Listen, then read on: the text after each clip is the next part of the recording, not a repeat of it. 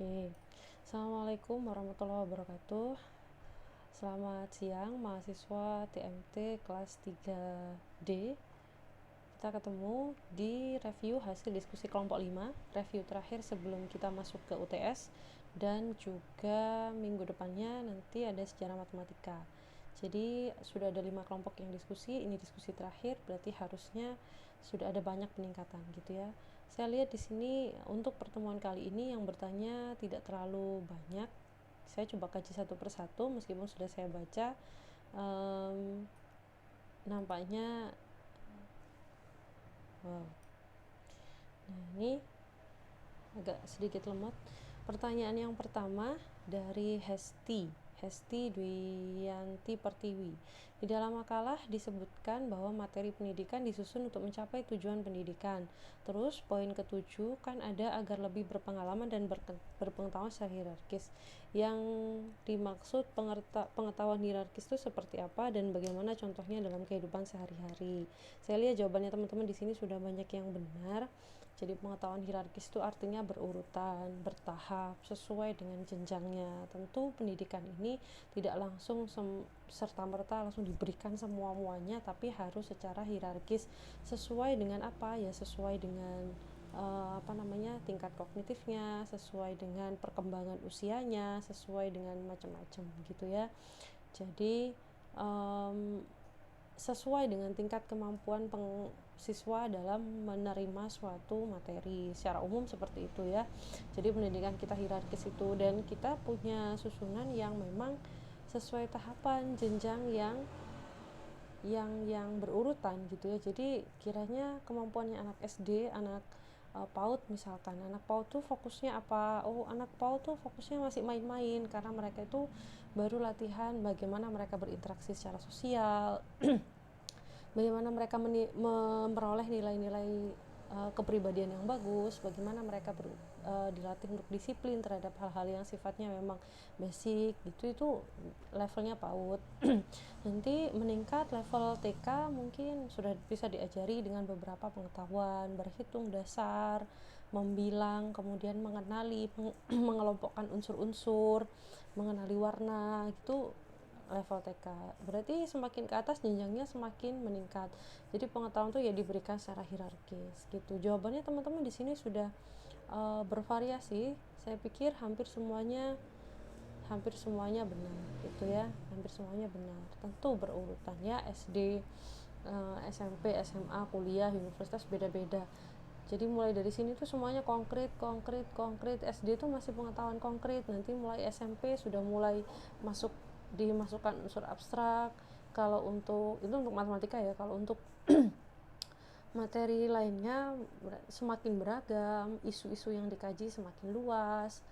Kalau di SD mengenali makhluk hidup ya sekedar makhluk hidup ini apa, namanya apa atau bagaimana, tapi kalau di SMP sudah kita mengenal klasifikasi hewan-hewan menurut jenisnya dan seterusnya gitu ya, sampai ke perkuliahan semakin, kalau matematik itu semakin abstrak dan semakin abstrak. Itulah kenapa ketika Anda masuk di dunia perkuliahan rasanya kayak materi matematika itu nggak sama sepenuhnya seperti yang kita bayangkan ketika sekolah. Ketika SMA dipikirnya kalau kuliah matematika itu berarti ya ngitung aja gitu, atau orang berpendapatnya kalau orang matematik tuh pinter ngitung gitu ya, hitungan aja gitu, tiap hari ngitung aja gitu. Padahal ya enggak juga gitu kan ya, enggak juga.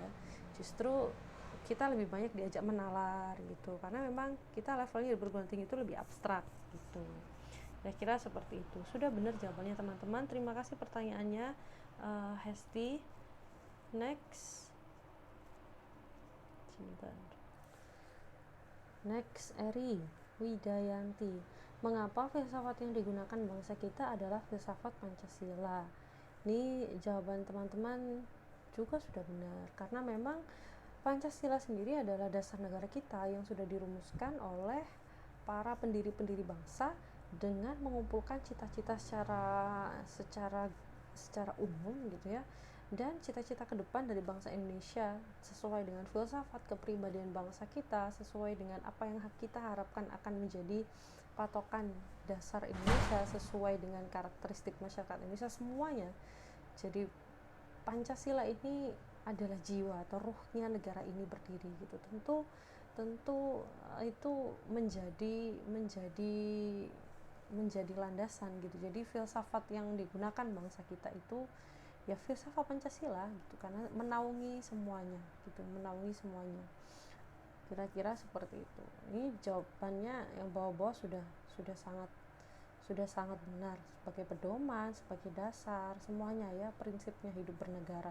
Saya tidak menambahkan lagi karena jawabannya sudah cukup bagus.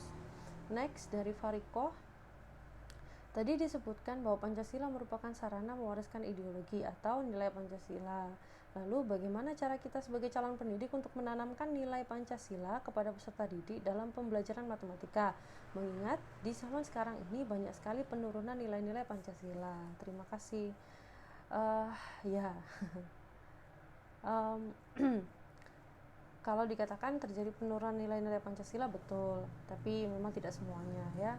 Terus kalau ditanya peran kita sebagai guru bagaimana? Ya, kita yang paling bisa kita lakukan adalah menyisipkan semaksimal mungkin ajaran-ajaran atau nilai-nilai Pancasila itu dalam pembelajaran. Contohnya apa?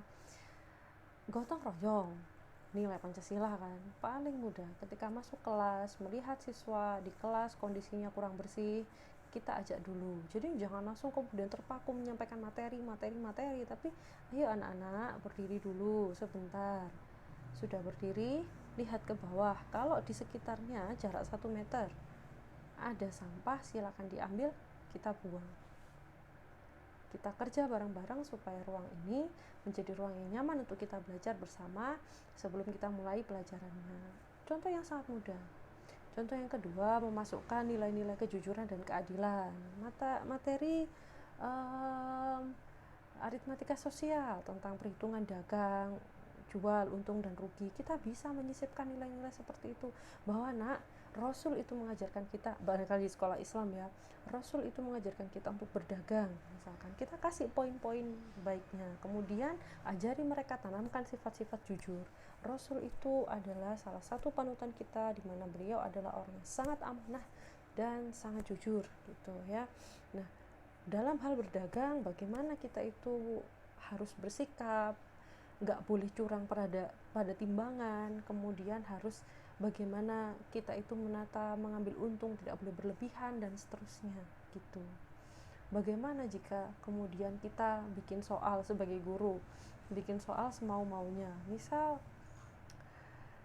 diketahui Pak Joko membeli sepeda seharga 4 juta, Pak Joko ingin menjual kembali sepedanya dengan keuntungan 50%. Berapa harga jual sepeda Pak Joko? Nah, kelihatannya sederhana, tapi kita tidak menanamkan unsur sosial yang bagus. Masa iya kita jual itu untungnya 50%? Tidak menyalahi, tapi secara etika dan juga secara agama mungkin tidak sesuai gitu. Tidak masalah, tapi kan tidak baik gitu ya, tidak baik. Lainnya banyak sekali macam-macam. Ketika ujian misalkan, kita tanamkan pada mereka bahwa ujian ini adalah salah satu bentuk pertanggungjawaban kita terhadap Tuhan atas ilmu yang sudah Allah kasihkan kepada kita. Mari kita ujian ini dengan melaksanakannya dengan jujur dan seterusnya banyak. Ketika pembuka materi disisipkan, ketika melaksanakan ini kerjasama tim dan seterusnya, banyak sekali. Sayangnya sering guru di sekolah itu hanya terpaku pada ya sudah pokoknya nyampaikan materi gitu, lupa pada penyisipan unsur-unsur yang perlu gitu ya. Jawabannya teman-teman ya ada banyak ya. Apa ini? Misal pantang menyerah itu bagaimana ya ketika pas ujian matematika, terkadang siswa itu mengerjakan soal itu ngawur, bahkan tanpa baca soal, apalagi yang pilihan ganda, mereka langsung menyerah tanpa mau berusaha lebih. Mungkin ada suatu metode strategi efektif kalau kita ketemu kasus yang seperti ini gitu ya. Kalau kita memposisikan diri kita sebagai guru, maka langkah pertama yang harus dilakukan adalah guru harus introspeksi. Kenapa siswa saya tidak berminat mengerjakan soal ini? Atau kenapa siswa saya harus ngawur? Kalau kita sudah introspeksi dan kita sudah benar, baru kita cek kondisi siswanya seperti apa gitu. Jangan ujuk-ujuk bagaimana mengatasi ini, metode pembelajaran strategi apa, dilihat dulu. Nah, kalau dari 90% bukan maaf, dari satu kelas misalkan semuanya aman baik-baik saja, hanya satu siswa yang seperti ini, berarti kan kita harus telaah. Kenapa? Ada apa? Ada problem apa dengan dia? Dia punya problem psikis apa? Problem psikologis apa? Dia punya permasalahan internal apa? Gitu. Kita sebagai guru boleh bantu gitu, karena ya kita orang tua mereka juga gitu. Jangan hanya melulu pada fokus pada materinya gimana, pakai strategi apa dan seterusnya gitu. Ada banyak ya, ada banyak sekali. Kalau kita telaah pekerjaan kita menjadi guru itu banyak sekali rinciannya ya, termasuk memperhatikan siswa seperti ini gitu ya. Jadi kalau ditanya solusi dari yang seperti ini, masalah-masalah umum yang seperti ini, satu, guru harus introspeksi dulu semuanya. Saya juga sebagai dosen juga seperti itu. Nanti besok Anda jadi guru juga seperti itu. Jangan serta-merta menyalahkan murid, jangan serta-merta menyalahkan sekolah, menyalahkan sistem, apalagi nyalahin kurikulum. Oh no, it's a big no. Kita nggak boleh jadi orang yang seperti itu, apalagi sudah belajar filsafat ya, nggak boleh. Kita introspeksi dulu, mungkin seperti itu ya, kira-kira seperti itu. Ini juga sudah ada yang menyebutkan butuh dukungan motivasi. Nah, betul betul sekali, betul, termasuk gitu, itu termasuk ya gitu. Karena anak kurang mampu nih belajarnya ya, kalau memang karena anaknya kurang mampu ya silakan gurunya bagaimana cara membantu, memberikan layanan mandiri atau memberikan layanan privat kepada dia gitu ya di sekolah, misalnya beri bantuan yang khusus gitu dan seterusnya. Banyak ya, banyak yang bisa kita lakukan. Yang penting jangan sampai kita itu acuh gitu, acuh tak acuh gitu ya, nggak memperhatikan, terus dia nggak iso ya wes gitu ya. Kita beri layanan semaksimal mungkin ya. Jawaban teman-teman banyak sekali, macam-macam ya, macam-macam, kira-kira seperti itu. Kemudian selanjutnya Rafsanjani, di sini saya akan mencoba bertanya hal sederhana mengenai kesadaran. Pancasila di dalamnya mengandung kesadaran, keluargaan, keuntungan, contoh kecilnya di kelas atau di kampus.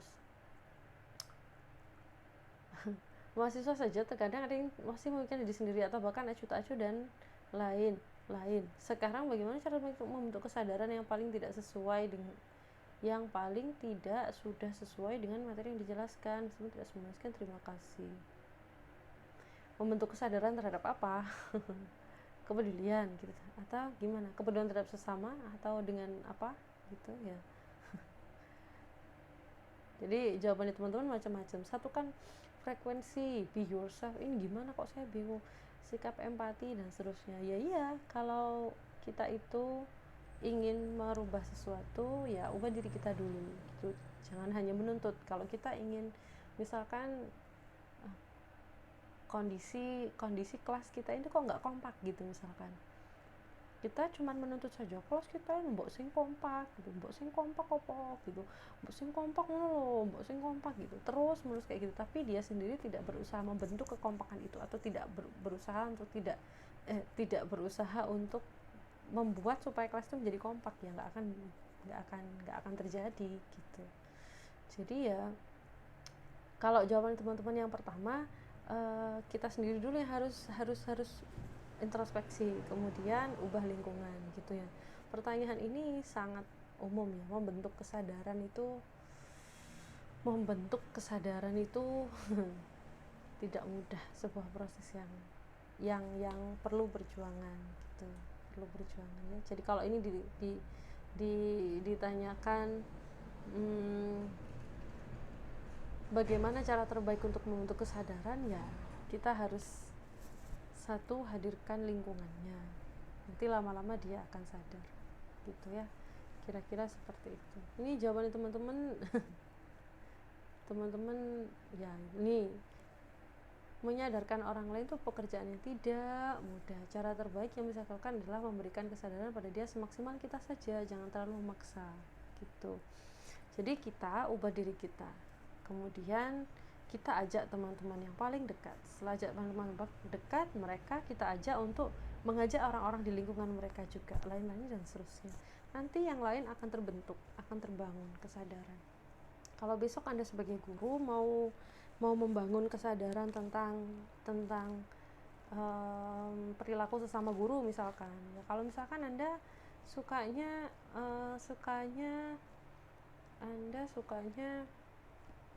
kebersihan misalkan ya, Anda terapkan itu di kehidupannya Anda gitu. Kalau Anda masih ingat, saya dulu ketika ngajar offline saya mau dalam keadaan ketika masuk kelas dalam keadaan papan bersih, ketika keluar kelas saya juga selalu mengingatkan bersihkan papan, jangan sampai ada orang yang masuk kelas tapi keadaan papan masih kotor sekali gitu. Apakah tindakan yang saya lakukan itu akan direspon oleh semua dosen? Mungkin tidak gitu. Tapi kalau saya tidak melakukannya, ya itu saya lakukan karena atas dasar kesadaran saya sendiri. Saya ingin membantu orang lain gitu, supaya ketika beliau masuk kelas itu dalam keadaan moodnya menyenangkan, oh papan sudah bersih gitu. Kira-kira seperti itu ya, kira-kira seperti itu. Tidak mudah, betul, harus dimulai. Tapi selanjutnya Pak Zuhdi, Pancasila diposisikan sebagai hal universal. Cuplikan pernyataan tersebut mungkin menarik bagi saya karena hal tersebut mungkin merupakan hal dasar terbentuknya kehidupan bangsa Indonesia yang maju. Dalam hal ini mungkin belum dijelaskan secara spesifik, mungkin ada yang lebih paham. Ini saya sudah baca penjelasan teman-teman, sudah betul. Jadi dalam konteks universal itu yang menyeluruh, ini apa tadi ya, sebentar. Ada jawabannya. Yuni ini mengajarkan nilai-nilai universal tanpa pandang bulu, ini juga benar, jadi betul. Kemudian tadi ada jawaban siapa ya, sebentar ini ya, iya, jadi konteks mengacu secara universalnya artinya ketika kita melakukan segala hal yang membutuhkan suatu dasar, maka Pancasila itu bisa menjadi dasar terhadap semua yang kita lakukan gitu. Karena Pancasila memuat 5 sila dan semuanya itu sudah mencakup semuanya. Misalkan kita ingin berbenah tentang sistem pendidikan di Indonesia, maka ya tetap Pancasila rujukannya. Kenapa? Karena tujuannya adalah membentuk kemanusiaan yang adil dan beradab, masyarakat yang persatuan Indonesia dan seluruhnya, itu semua nilainya sudah terkandung di sana gitu. Keadilan sosial bagi seluruh rakyat Indonesia, itu kan artinya semua cita-cita pendidikan kita itu ya tertuang di dalamnya sana gitu. Kira-kira begitu. Jadi universal, berlaku untuk semuanya, mengandung semua nilai yang kita perlukan. Gotong royong iya, ketuhanan, taat pada Tuhan. Gotong royong tercermin di keadaan sosial, bagaimana kita berpendapat diatur di sila keempat, bagaimana kita menjaga kerukunan antar umat beragama itu ada di sila ketiga, kerukunan antar umat beragama itu ada di sila kedua, dan seterusnya. Semuanya tercermin di sana ya. Jadi universal, kehidupan kita itu semua ini sebenarnya tercakup dalam Pancasila gitu ya. Sederhananya seperti itu Pak Zuhdi. Sudah habis kiranya seperti itu. Yang paling penting kenapa kita harus mempelajari filsafat Pancasila ini dikaitkan dengan filsafat pendidikan matematika adalah karena memang jangan sampai kita itu arahnya hanya selalu menginginkan, atau jangan sampai kita itu selalu fokus pada matematikanya saja, tapi kita tetap perlu mengkaitkan antara konsep dasar filsafat yang kita anut di negara kita, Pancasila itu, sehingga dia bisa tercermin dan masuk juga di pembelajaran matematika yang kita laksanakan. Intinya seperti itu. Jadi kita wajib mempelajari filsafat Pancasila supaya kita bisa mengkaitkan, supaya bisa kita mengambil intisarinya dan kita sajikan, kita selipkan di dalam pembelajaran matematika yang kita laksanakan nanti gitu. Kira-kira seperti itu ya. Review dari saya untuk pertemuan minggu ini. Untuk pertemuan minggu depan UTS nanti akan saya umumkan selanjutnya di LMS, silakan nanti langsung dilihat saja ya. Terima kasih, saya tutup. Wassalamualaikum warahmatullahi wabarakatuh.